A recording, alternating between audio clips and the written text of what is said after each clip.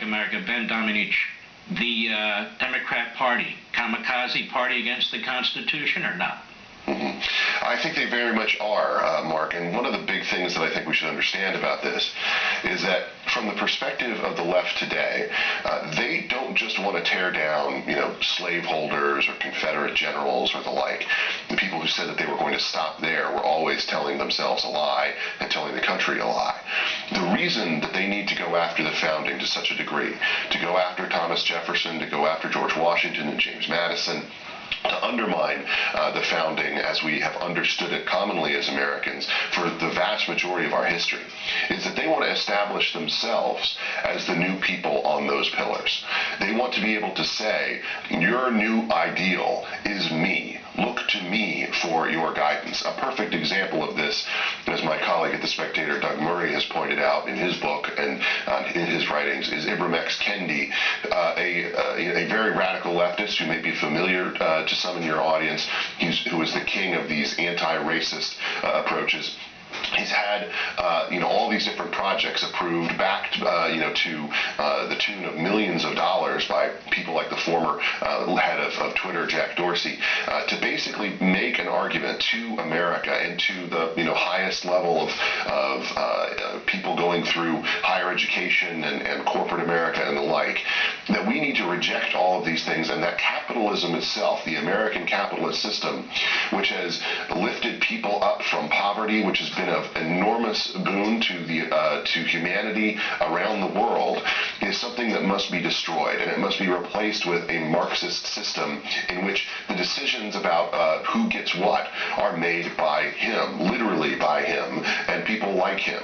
An expert class, in keeping with the progressivism of Woodrow Wilson and the like, that distributes across America and across the world everything that we have in terms of our property, everything that we earn in terms of our bread.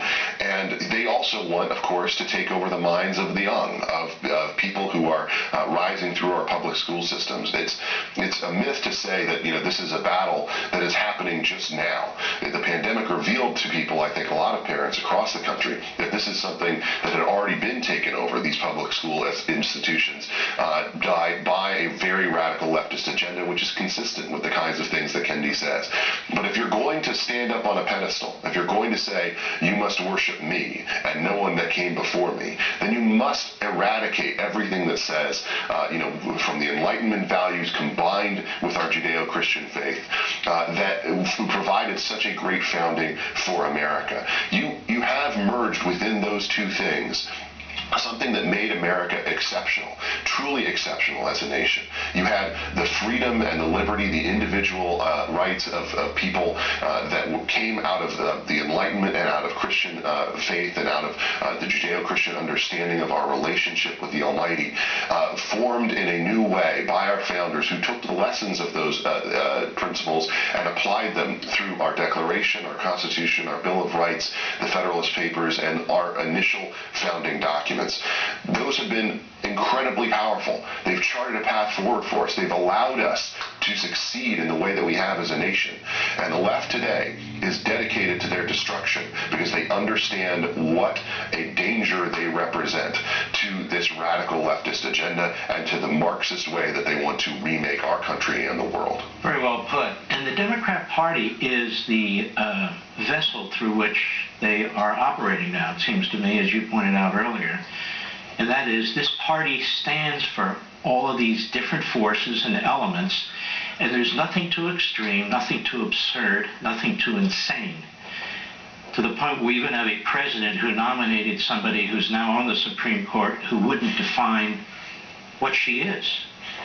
So they celebrate her as the first black woman, and then she won't define what a woman is. So you actually have to embrace a reality that's not a reality and just embrace their beliefs as reality, right?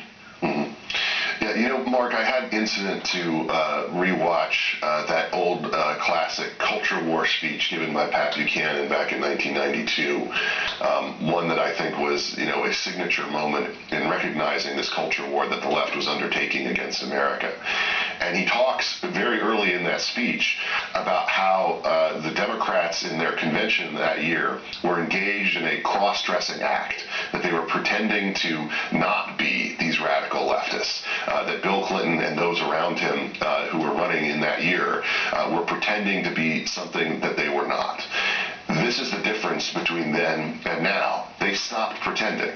They stopped pretending to be, a pro-American party, one that, honored the flag, respected the Bible, or supported cops and firemen in the military, and they started to be honest about what they really believe, that they believe the children belong to them and not to the family, and that all of these things need to be eradicated. The Democratic Party right now is a coalition that is incredibly, I think, shrinking. It's going to go through a wilderness period, and it's going to be very dangerous during that period, I think, in a lot of unexpected ways. And so the conservatives, but also those who are not even conservative, but just allied on these issues, need to be prepared for how radical the left is going to be when they respond to losing, when the voters turn away from the radicalism of their agenda. As they say, from your mouth to God's ears.